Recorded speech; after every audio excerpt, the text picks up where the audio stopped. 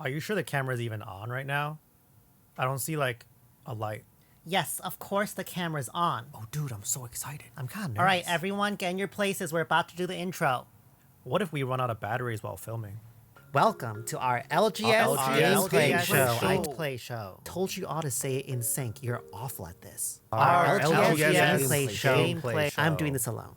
Welcome to my gameplay show, where we play Commander for all of you, because selling cards isn't a viable business model for us, and we need you to support our Patreon to keep us afloat. Don't you think that's a little too honest? Don't worry about that. People love honesty. I read that on Twitter. Today we are doing a precon battle with all the precons from Thunder Junction.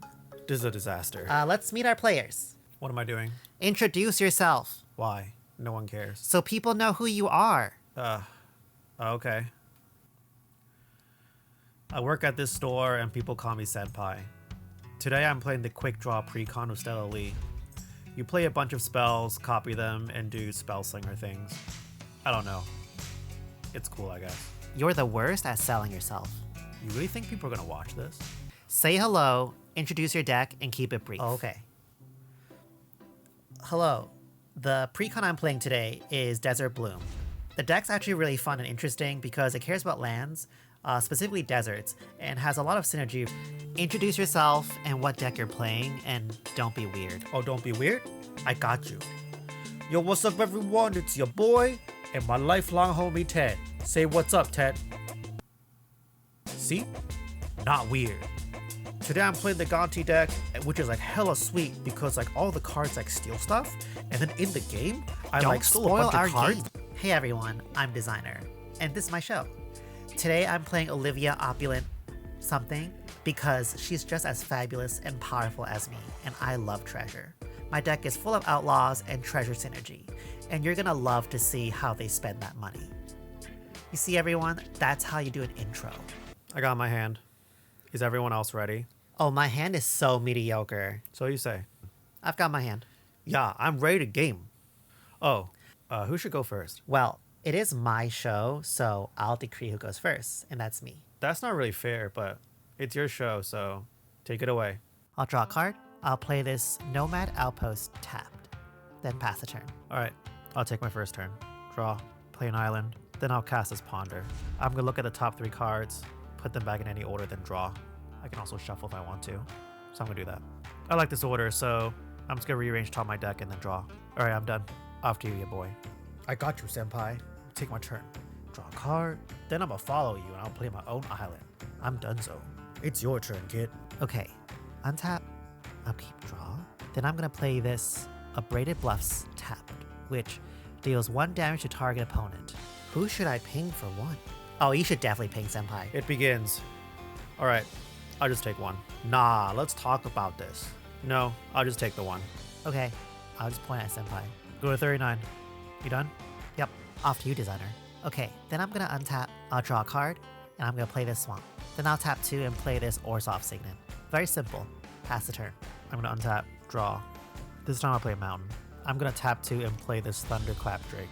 Thunderclap Drake is a 2/1 flying Drake. Instant and sorcery spells I control cost 1 less to cast, and I can tap 3 and sacrifice a Drake. When I cast my next instant or sorcery spell this turn, I can copy it for each time I've cast my commander from the command zone this game. Oh, that's pretty good. Yeah, that's pretty cool. That's pretty cool. Okay, is it my turn? Yeah, it's your turn. Okay, draw a card. Then I'm gonna play this Forest. Seeing that you have a Drake, Senpai, I'm gonna follow up with my own creature. I'm gonna tap 2 and play this homie called the Tower Winder. Tower Winder is a snake with reach and death touch. When Tower Winder enters the battlefield, I can search my library or graveyard for a card named Command Tower. Oh, that's pretty cool. Then reveal it and put it in my hand. I'm gonna do that. That's a pretty neat way to integrate some commander cards in the set. Yeah. What you said, kid. Go on, take the turn. I'm done. I'll untap my land, and then I'm going to draw a card. Then I'm going to play this Forest. I'll tap both my lands and play an Explore, which lets me play an additional land this turn. I also get to draw a card, so I'm going to draw. Then I'm going to play this Bristling Backwoods, which is just like my Abraded Bluffs. So I'll deal 1, 2... Oh, you should do it to Senpai again, because that'd be so fun. Can we just like stop targeting me with everything? Oh, I feel kind of bad. Nah. I got you, Senpai. I invoke the homie code. Oh, how do I explain the homie code? Ted's better at explaining it, but Do you want me to do it, or do you want to do it? You want me to do it? Okay, cool. The homie code is when you see like a homie down to luck, you elect yourself as the homie to take some of that damage. And also, the very key part of the homie code is that homies cannot kill each other until they're the last players left on the table, because that's what homies do. Right, Ted? Yeah. Okay, I'll target you, ya boy. So I happily take the 1. Respect. Thanks, ya boy. I got you, homie, because I know you would do the same for me. Okay, I'm gonna take my turn. I'll draw a card. I'm gonna play this Isolated Chapel for turn, and because I have a swamp, it comes to play untapped. Then I'll tap everything and cast my commander, Olivia, Opulent Outlaw. Olivia is a vampire assassin with flying and lifelink, and whenever one or more outlaws I control deal combat damage to a player, then I can also sacrifice 2 treasures and put 2 +1/+1 counters on each creature I control. I can only do this at a sorcery speed. Oh, that's pretty cool. I didn't know that outlaws were a thing. Outlaws are like the whole thing about this set. Oh, that's why they're all like criminals. That's cool. It's your turn, Senpai. I'll untap my lands, draw a card. I'll play my own command tower. Then I'll tap 3 and play Stella Lee Wildcard. Stella Lee Wildcard is a human rogue, and whenever I cast my second spell each turn, exile the top card of my library. Until the end of my next turn, I can play that card. So it's kind of like an impulse draw. Then I can tap Stella Lee and copy target instant or sorcery spell I control, and I can choose new targets. And I can only do this if I've cast 3 or more spells per turn. I kind of see where this deck is going. Oh, that's cool, because you chaining a bunch of spells and copying them is like gunslinging. Yep. Glad you find that exciting. Oh, sorry, I got a little too excited. Is it my turn? Yep, it's your turn. I'm gonna untap, keep, draw a card. I'm gonna play this command tower that my homie Tower Winder found. Okay, here it comes. I'm gonna tap 2 manas and play this Dream Thieves Bandana. It's a 2-mana equipment, and whenever equipped creature deals combat damage to a player, I get to look at the top card of their library, then exile it face down. And as long as it's face down, I can play it, and I can spend any manas to cast that spell. And it also looks like pretty cool. So what I'm gonna do is I'm gonna tap my command tower that my homie found me. Then I'm gonna put the bandana on the homie. And now I've got a snake wearing a bandana. It's pretty cool. Then I'm gonna go to combat. I'm gonna attack Rookie for 1. Sorry, Rookie, you're the only one, who have no blockers. Don't take it personally. Okay, I'll take it. And then I'm gonna deal 1 damage to you. And then I get to look at the top card of your library face down. Oh, so let me see it. Okay. Oh, that's a pretty cool card. I'm gonna hold on to that, and then I'm done. Okay, I'll untap my lands and then I'm gonna draw a card. I'm gonna tap all my lands and play this Chromatic Lantern. Then I'm going to play this Sun Scorched Divide for turn. I'll tap the land and the Chromatic Lantern and play a Perpetual Timepiece. The Perpetual Timepiece lets me mill 2 cards, and also I can tap 2 and exile it to shuffle any number of cards from my graveyard into my library. After that, I'm done. It's your turn, designer. Thanks. Okay, here we go. I'm gonna draw a card. First, I'm gonna play this Rogue's Passage. Then I'm gonna tap 5 and play this Dire Fleet Ravager. When Dire Fleet Ravager enters the battlefield, each player loses a third of their life, rounded up. Oh wow, that's pretty strong. Yo, why are you trying to take all my life right now? So everyone loses a third. So I'm gonna go to 27, and everyone else is gonna go to 26. Yep. Yo, that hurts. Then I'm gonna go to combat, and I'm gonna attack. You're not gonna block, Senpai. I'm gonna attack you for 3. You've correctly assessed that I'm not gonna block. Good job. I'll take 3. I'll gain 3. And because one of my outlaws, which is my commander, dealt a combat damage to a player, I get to make a treasure token. And in my second main phase, I'm gonna play Impulsive Pilfer, a 1-mana red goblin pirate. And when it dies, I get to make a treasure token. It also has Encore. Then I'm done. Alright, I'm gonna take my turn. I'm gonna untap, upkeep, draw. First, I'm going to tap an island and a mountain. And I'm gonna cast this Expressive Iteration. That's my first spell for the turn. So I'm gonna look at the top 3 cards of my library, put one of them in my hand, one on the bottom, and one to exile. I'll put this card in my hand. Yo, what is it? Nice try. I'm gonna put this mountain in exile. I'm gonna play this mountain as land for turn, then I'll tap 2 and play this Third Path Iconoclast. So whenever I cast a non-creature spell, I get to make a 1/1 colorless soldier artifact creature token. And because that's my second spell for this turn, I can exile top card of my library, and I can play this card until the end of my next turn. And I exile a Galvanic Iteration. Then I'm just gonna pass the turn from here. I'm gonna untap everything, including my Snake Bandana Boy, then I'm gonna draw a card. I'm gonna play this Llanowar Waste. So first, what I'm gonna do is I'm gonna attack the kid with my Snake Boy. Okay, I'll take 1. Yo, show me what card I get this time.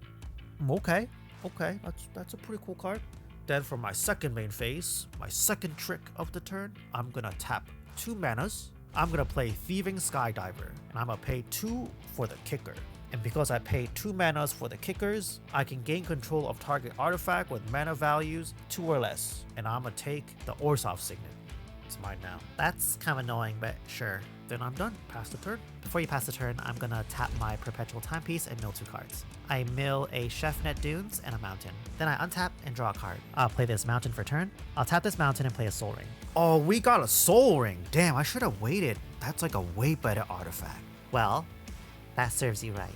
Then I'm gonna tap 6 and play my commander, Yuma Proud Protector, who costs 2 less because I have 2 lands in my graveyard. Oh, that's why you play the timepiece. That's pretty smart. And whenever my commander enters a battlefield or attacks, I can sacrifice a land. If I do, I get to draw a card. And whenever a desert card is put into my graveyard from anywhere, I get to create a 4/2 green plant warrior creature token with reach. So on the enter the battlefield trigger, I'm gonna sacrifice this Abraded Bluffs. And because Abraded Bluffs is a desert, I'm gonna create a 4/2 green plant warrior creature token with reach. Then afterwards, I'm done with my turn. Off to you, designer. Okay, so I'll untap everything, then I'll draw a card. I'll play this Fetid Heath. Okay, so I'm gonna go to combat. I'm gonna swing Olivia at Senpai again, and the Dire Fleet Ravager with Menace and Death Touch over at ya boy. And because ya boy only has 1 blocker, this Dire Fleet Ravager is gonna get through. Are you gonna block, Senpai?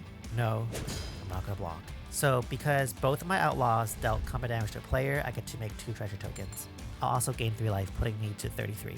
I go to 20, and I'm gonna take 4. Dang, that's a pretty tough pirate. Then I'm gonna tap 7 and play Angrass Marauders. Yo, designer, you kind of need to like chill. I'm trying to end the game fast. Pass the turn. All right, I'll untap, draw a card. I'm gonna play this Mountain for turn. Okay, I'm gonna play this Varen, Voice of Duality. Varen has Magecraft, so whenever I cast or copy an instant or sorcery spell, Varen gets +1/+1 until end of turn. And if casting an instant or sorcery spell would cause a triggered ability of a permanent I control to trigger, it'll do it again. So then I'm gonna tap this Command Tower on a Mountain to play this Galvanic Iteration. So there's 3 triggers on the stack. The first one is Varen themselves. They get a +1/+1 trigger, but here it doesn't matter because they don't have haste. Then Third Path Iconoclast will create a 1/1 artifact soldier token, and because of Varen, it'll trigger twice, so the Iconoclast makes 2 soldier tokens. Then lastly, Stella Lee will exile the top card of my library because now my second spell is an instant or sorcery. It'll happen twice because of Varen. I exile a Vandalblast, and I exile a Goblin Electromancer. I have until next turn to play those cards. Then from here, I'm just gonna pass the turn. There's not a lot of good attacks. Off to you, ya boy. All right, I'm gonna untap everything. I'm gonna draw my card. Interesting. How scared is everyone of that Angrass Marauders? Don't worry about my board. Look at Senpai's machine just like assembling over there.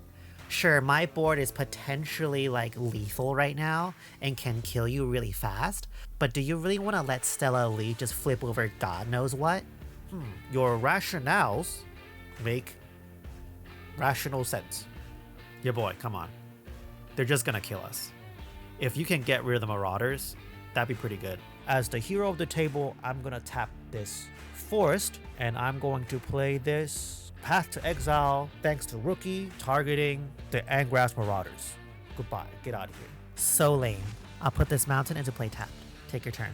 I saved the table, everyone. You know, I'm the hero, so don't forget that. When you try to kill me later, remember, I saved everyone. Sure. Can you just take your turn now? Sorry, I'm just having a good time, you know? It's exciting. I'm gonna go to combats, and I'm gonna attack the Skydiver over at Designer for 2. Come on. Look, you just have the most life, you know? It's not personal. Sure, I'll take 2. Wait, hold on. I'm not done yet. Because you have declared 0 blockers. Because I'm gonna ninjutsu this Fallen Shinobi. Oh, nobody saw that coming. And when Fallen Shinobi deals combat damage to a player, they exile the top 2 cards of their library, and until the end of turn, I can play those cards without paying mana costs. So the Skydiver goes back to my hand, you take 5 instead, and show me those cards. I'll go to 28, and you get this Requisition Raid and a Grenzo Havoc Razor. Oh, you don't seem like you have the mana to play those spells. You are correct. I guess I can play those spells. So, nobody knew, But the Shinobi lets you cast the spells for free. So technically, your boy can be playing those cards. Yo, what do they say? That's why you should read your own cards. What a shame. What a shame. But that was a cool turn though. I'm pretty happy, so I'll pass the turn. Before it's my turn, I'm gonna tap this Perpetual Timepiece to mill 2. I mill a Command Tower and a Nantuko Cultivator. Then I'll go to my turn. I'll untap everything, I'll draw a card. So first, what I'm gonna do is I'm gonna tap my Timepiece to mill 2. I mill a Satyr Wayfinder and a Decimate. Then I'm gonna tap 1, 2, 3, 4, 5, 6, and play an Angel of Indemnity.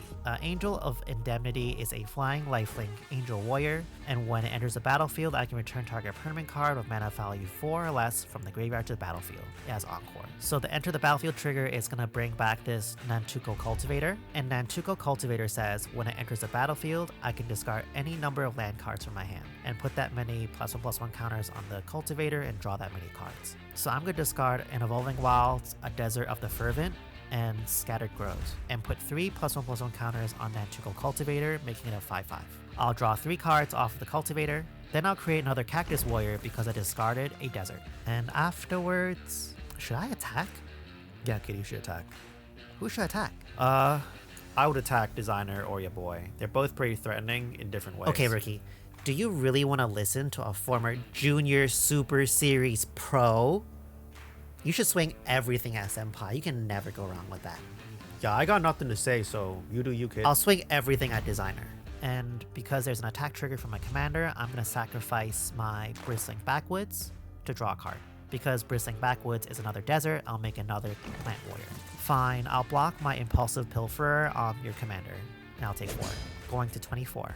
Done? I'm done now. Yo, the kid's board's like kinda big. Yeah, it's a little intimidating. I'll untap everything and draw a card.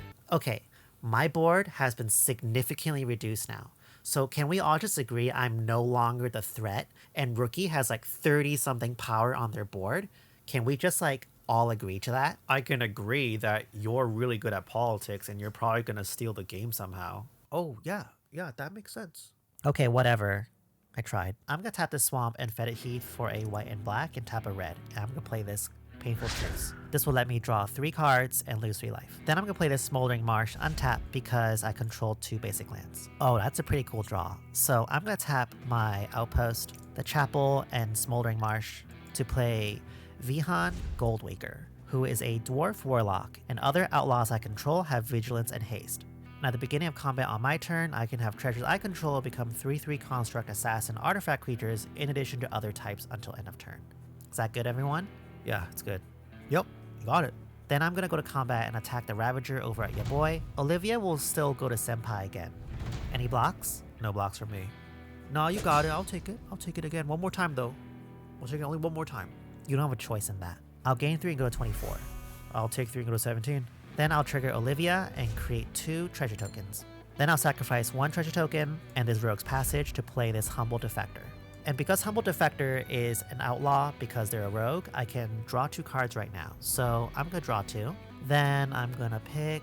Are you not gonna attack me, ya boy, if I gave you this Defector? Sure. Okay, that's a deal. That's a deal. I never break deals. Right, you can have it. That's a good deal. Then I'll pass the turn.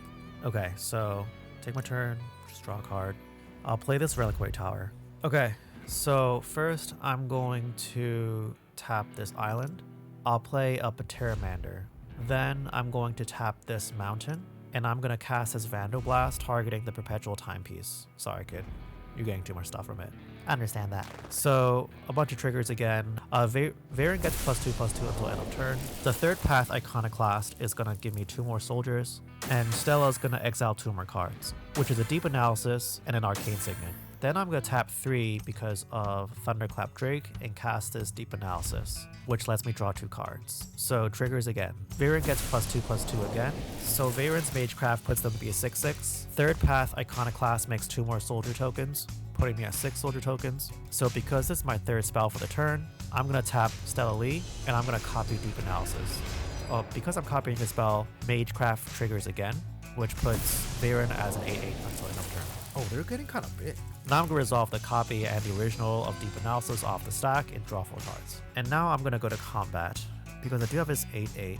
Huh. There's no good attacks here, so unfortunately, I'm just gonna pass my turn and Veyran goes back to being a 2-2. Then I'm done. Alright. That's an action-packed cycle, but it's my turn again. Untap, upkeep, draw. I'm gonna play this island, and what are we gonna do now? Oh, I know. I'm gonna tap this Humble Defector and draw 2 cards. And I'm gonna give it back to you, designer. Thanks. I think that's a little dangerous, but I think everyone else is dangerous. You know what? When someone gives you a good thing, you gotta pay it back. That's just like the rules of life. So I'm gonna play the Swamp for turn. Alright, so I'm gonna tap this Lattimore Waste and the Orzhov Signet and tap 2 islands and play a Whirler Rogue. Whirler Rogue's gonna give me 2 Flying Thopter Boys, and I can tap 2 untapped artifacts I control to give something unblockable. Then I'm gonna suit up my ninja with a bandana. I'm gonna tap the bandana itself and this Thopter to make the ninja unblockable. And I'm gonna go at Rookie, because they have the most stuff. So take 5, Rookie. I'll take 5. And that puts me at 20. Okay, so now, because of the ninja and the bandana, I get to exile 2 cards of your deck face down. So because of the ninja, I get to exile 2 cards of your library face up. You hit a Cataclysmic Prospecting and a Titania Protective Argoth. Cool. Shh, don't tell him. Then the bandana lets me exile 1 card face down, and I can play this whenever. Oh, that's a good card. And because I don't have any other plays, I'm going to just pass a turn. So these 2 cards get exiled. I'll take my turn. Untap, I'll draw a card. I'm gonna play this Forest for turn. I'm gonna tap 1, 2, 3, 4, 5, 6, and play a Marshal's Anthem with multi-kicker 1. So this anthem makes all my creatures bigger by +1/+1, and because I kicked it once, I can return up to 1 target creature from my graveyard to the battlefield. And I'm gonna return this Satyr Wayfinder. The Satyr Wayfinder enters the battlefield and reveals the top 4 cards of my library. And I can put a land card from among them into my hand and put the rest into my graveyard. So I reveal a Wreck and Rebuild, an Oracle of Mudaya, an Hour of Promise, and an Ancient Green Warden. I'm gonna put all this into the graveyard. What a shame. So my Yuma becomes a 7/7, and all the Plant Warriors become 5/3s. The Nantuko Cultivator is a 6/6, and the Angel's also a 6/6. I'm just gonna swing. Who should I attack again? Definitely not me. I'm gonna help you with whatever Senpai's doing over there. Kid, I know I have a lot of soldiers, but your creatures are bigger. Should I hit you, ya boy? Well, do you have a good reason? I don't know. Just take someone out. Okay, I'll swing everything at your boy. No! I mean, that's why I was planning for. So I'll trigger Yuma's attack trigger and sacrifice a forest. Then I'll draw a card, and then we'll go to blocks. Alright, I'm gonna put the good Snake Boy on your commander. This Whirler Rogue is gonna block the Nantuko. Then I'm gonna take, how much is that? That is 21. I got one more trick. Let me just, calculate all the damage in my life. Oh, that's nope, I don't have any tricks. I'm dead. Good games. Good games, everyone. Yeah, that was some pretty tough beats, but I got some good plays in, so you know what? Can't be mad about that. Yo, Ted, why you always got me bringing me down like that? What do you mean you could have played the ninja better? I did everything I could. My Yuma goes to the command zone. I also gain 6 life from my angel. Then I'll pass the turn. Okay, Senpai, this is our one shot at this. It sure is. Wait, what? Oh, you're about to get teamed up on, son. I'll draw a card, and I'm gonna play this mountain. I'm gonna tap my Humble Defector and draw 2 first. And you know what? You can have it, Rookie. I don't know if I should feel good about that. Don't worry about it. So what I'm gonna do is I'm gonna tap 4, and I'm gonna play this Aetherborn Marauder, which is a 2/2 flying lifelink creature. Senpai, if I swing everything at Rookie, can we have a truce and we agree that you're not gonna attack me until next turn, and we're gonna work on taking on Rookie together? Sure. I'll go to combat, and this treasure becomes a 3/3 because of Vihan, and I'll attack everything. So that puts you down to 14. Then I'll gain 3 from Olivia and gain 2 from the Marauder. Then I'll trigger Olivia and create a treasure. Afterwards, pass the turn. I don't really like this thing where I just do whatever you tell me to do. You know we're both just gonna die to the Cactus Warriors over there, right? I mean, am I? I have a lot of soldiers. I thought we agreed we're both taking on Rookie together. I agreed that I'm not going to attack you. That was kind of the deal. Well, it'd be super lame if you lawyered me on the intent behind our deal. Well, my intent is winning this game, so I'm just going to go take my turn, if that's okay. Should I be saying anything? No. This is when you get all quiet and let your enemies be enemies. I learned it from watching the raccoons fight over garbage with me. I'm gonna play this Cascade Bluffs. Then I'm going to tap this mountain and the Cascade Bluffs to make double blue. I'll tap another mountain, this Reliquary Tower. I'll play a Talrand Sky Summoner. Then I'm gonna tap one blue and cast Radical Idea. Radical Idea triggers Veyrun, making them a 4/4. I'll get 2 more soldier tokens. And because this is my second spell for turn, I'll trigger Stellar Lead twice and exile top 2 cards, which is a Chaos Warp and a Forger's Foundry. I'll also trigger the Talrand I just played and make 2 Drakes. Oh, Senpai's looking pretty scary right now. Then I'm gonna tap 2 and cast this Chaos Warp, targeting the Gold Waker. Oh, so we're playing like this now, huh? Yes, I have a bunch of triggers Absolve. Resolve your triggers, traitor. I'll get 2 more Drakes, I'll make 2 more soldiers, trigger Veyrun again, which makes them a 6/6. Then I'm gonna tap Stellar to create a copy of Chaos Warp, which will trigger Veyrun again, which makes them an A8. Is the copy good? Sure, the copy's fine.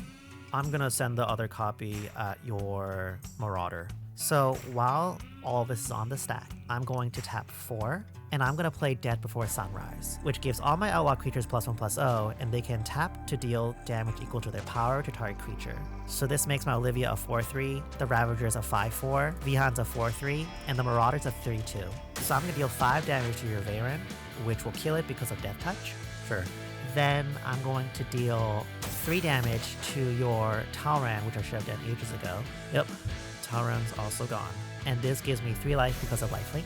Then I'm gonna tap this Olivia and deal 4 damage at your Iconoclast. Yep, Iconoclast gone. Which gives me 4 more life. Then Vihan is going to deal 4 damage to your Thunderclap Drake. Drake's gone. Good to resolve Chaos Warp. Go for it. So my Marauder goes into my library. Then I'll reveal the top card of my library. If it's a permanent, I'll put it on the battlefield. I'll put this Swamp onto the battlefield. Then we're good to resolve Chaos Warp on your Vihan. Sure. Shuffle my library, and we flip a Dragon Skull Summit. Alright, stack is cleared, and now I can't take out the kid. Well, maybe you shouldn't have gotten clever. I'm not really that concerned. I've got Flyers and Soldiers. But I'm gonna put some damage on them though. I'm gonna swing all my soldier tokens and the Pateramander at the kid. So that will be 6, 7, 8 damage. I go to 6. Then I'm done. Wow, I lived. See? Raccoon knowledge pays off. You shouldn't be, but whatever. I'll draw a card. I'm gonna recast my commander because they cost 7 less because of all the lands in my graveyard. And enter the battlefield, I'm gonna sacrifice this mountain to draw a card. Then I'll tap 3 and play this Embrace the Unknown. It exiles the top 2 card of my library, and until the end of my next turn, I can play those cards. It has Retrace. So I'll exile a Dune Chanter and a Thrilling Discovery. Then I'll play this Terramorphic Expanse, and I'm just gonna crack it to find a mountain. Then I'm gonna go to combat, and I'm gonna swing the Angel. I'm just gonna pass the turn. I think I need blockers. You don't want to use your Humble Defector? Okay, I'll take my turn. Draw, I'll play a Rugged Prairie. Then I'll tap 3 and play this Captain Lannery Storm. They have haste, and whenever they attack, I can create a treasure token. I can also sacrifice treasures to make them bigger. I'm gonna tap 4 and activate my Rogue's Passage, and I'm gonna target the Dire Fleet Ravager. Then I'll tap 3 mana, then I'll activate Olivia and sacrifice 2 treasures and put 2 +1/+1 counters on each creature I control. This makes Olivia a 5/5, the Dire Fleet Ravager a 6/6, and Captain Lannery Storm's a 4/4. Then I'm gonna swing the 6/6 unblockable Ravager over to the kid. Damage? Oh, I can't do anything. I'm dead. That's cool, kid. You get to hang out with me and watch the 2 of them fight for glory. Wait, should I stop talking because I'm dead? So I forgot about the Rogue's Passage there and probably needed to swing my Angel. But I wasn't the first to lose, so pretty happy about that. Then I'll get back my Humble Defector. Then I will pass the turn. Just you and me, Senpai. What's new? Alright, I'll draw a card. I'm gonna play an island. Then I'm gonna play this Eris, Roar of the Storm. They normally cost 10 mana, but it says this spell costs 2 less for each different mana value amongst instant and sorcery spells in my graveyard, which is 4, so they only cost 2. So I'll tap an island and a mountain.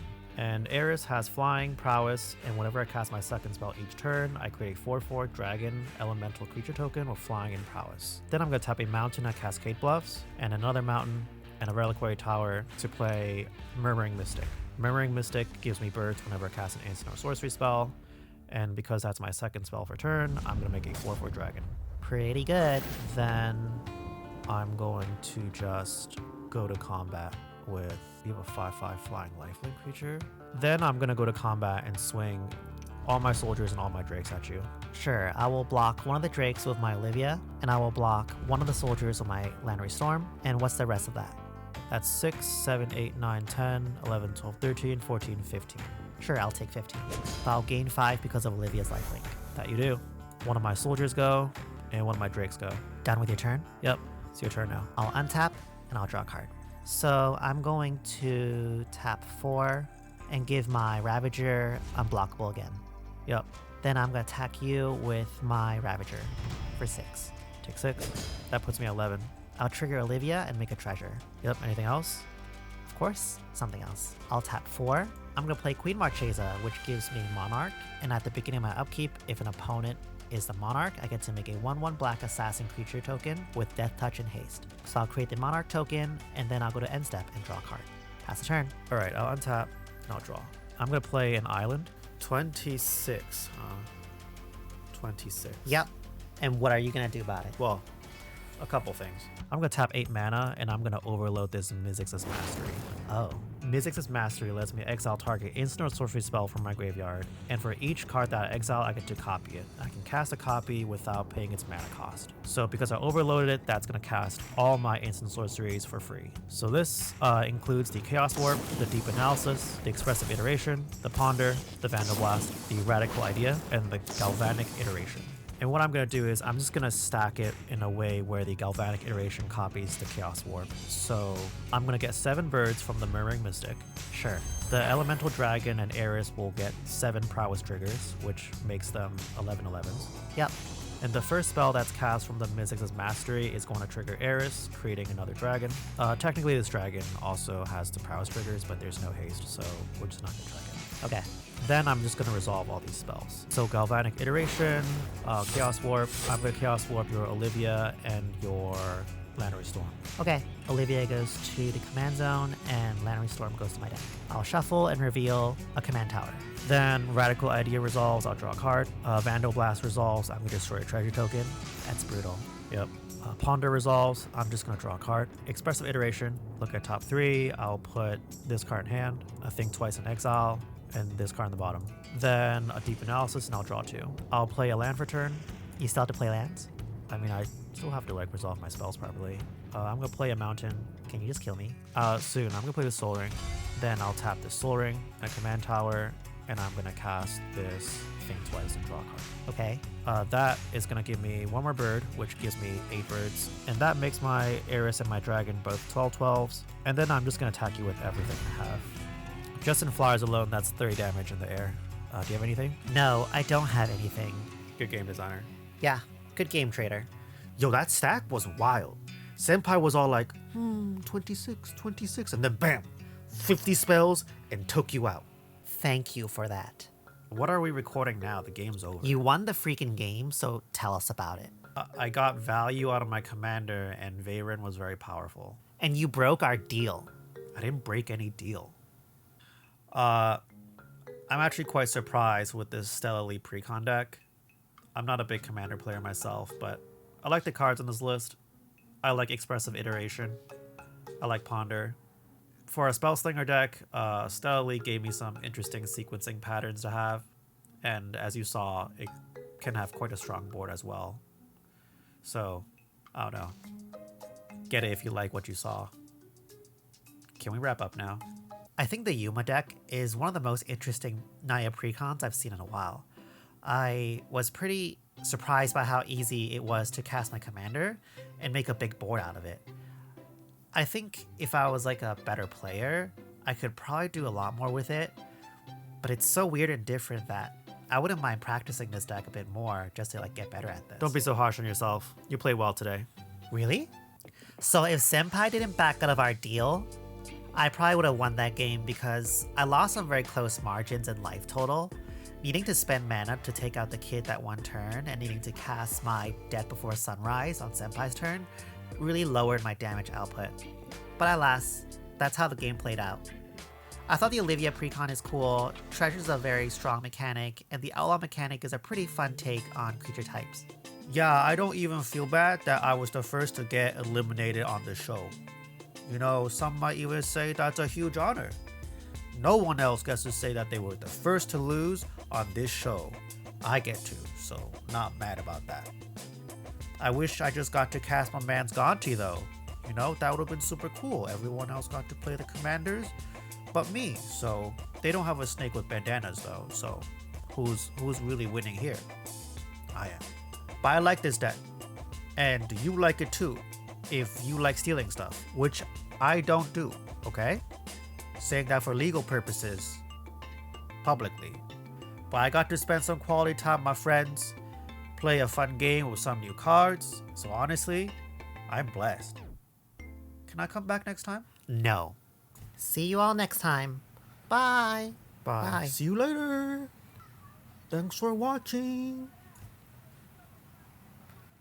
Sorry for the mess back over here. I just finished editing this episode. It's a lot of work. I can't believe we're here. But I just wanted to say thank you for sticking around if you're still here and being a part of this premiere and watching this first episode. This video has always been like a dream of mine ever since I started the LGS. I think the idea of having them all play together seemed so impossibly difficult or so much work that I always thought it's not achievable. But I just want to give some special shout outs to Lucy for editing the gameplay and also Triple Mango for some of the really fancy scenes that we saw. Producing this video takes a lot of work, as you can imagine, since I voice not only all 4 characters, but each of the characters have to be recorded individually, then they're all put together to recreate the scenes, then everything else that goes on top of it as well. So, you know, I want to just thank you for supporting. And also, if you want to see more of the LGS gameplay this year, please subscribe to Patreon and support me that way. The only way I can produce this is if I pay my editors, and the only way I can pay my editors is if you support my Patreon. So that'd be very helpful if you want more of this. But there's definitely more to come this year, maybe like 2 or 3 or 4 more episodes. So hope to see you there next time. Also, just want to thank Wizards for letting me have access to the cards a little earlier, so then I can produce this video for all of you to watch today. And for everyone who's new to the LGS, here's the first episode for you to get caught up with the characters and their story and the store. So go check it out. Wanted to say again, thank you for watching, and I hope to see you on future LGS episodes.